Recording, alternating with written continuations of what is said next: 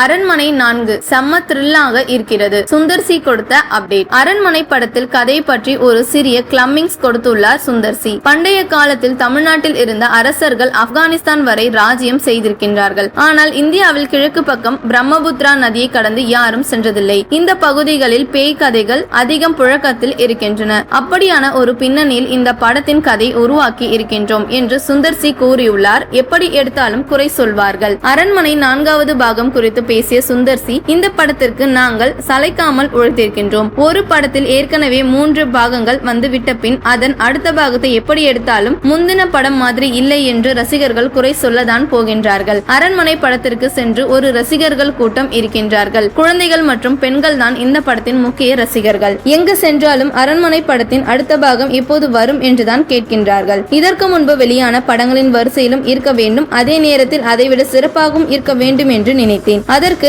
ஏற்பட்ட ஒரு ஒன்லைன் எனக்கு கிடைத்துள்ளது. இப்போதெல்லாம் ஒரு படம் காலை வெளியானால் மாலை அதற்குள் வெற்றி விழா கொண்டாடுகிறார்கள். அரண்மனை 3ஆம் பாகத்துடன் சேர்த்து 2 பாகங்கள் வெளியாகி வெற்றி விழா கொண்டாடின. அந்த 2 படங்களை விட அரண்மனை 3 நல்ல வசூல் எடுத்தது. என்னுடைய படங்களுக்கு நான் வெற்றி விழா கொண்டாடியது இல்லை. அரண்மனை 4 அனைவரையும் கவரும் வகையில் வைத்திருக்கின்றது என்று அவர் கூறியுள்ளார். இந்த படத்தில் நடிகர்கள் பற்றி அவர் கூறுகையில், அரண்மனை படத்தில் நடிகைகளே முக்கிய கேரக்டர்கள். முந்தைய படத்தில் ஹன்சிகா, த்ரிஷா எல்லாரும் நடித்திருந்தார்கள். இந்த படத்தில் தமன்னாவும் ராஷி கண்ணாவும் நடித்திருக்கின்றார்கள். தமன்னாவை நீங்கள் யாரும் இப்படி பார்த்திருக்க மாட்டீர்கள். அவ்வளவு சிறப்பாக நடித்திருக்கின்றார். யோகி பாபு, VTV கணேஷ், கோவை சரளா, சிங்கம் புலி என ஏராளமான நடிகர்கள் இந்த படத்தில் நடித்திருக்கின்றனர். முக்கியமாக VTV கணேஷ் இந்த படத்திற்காக கெட்டப் மாற்றம் வந்திருக்கின்றாராம்.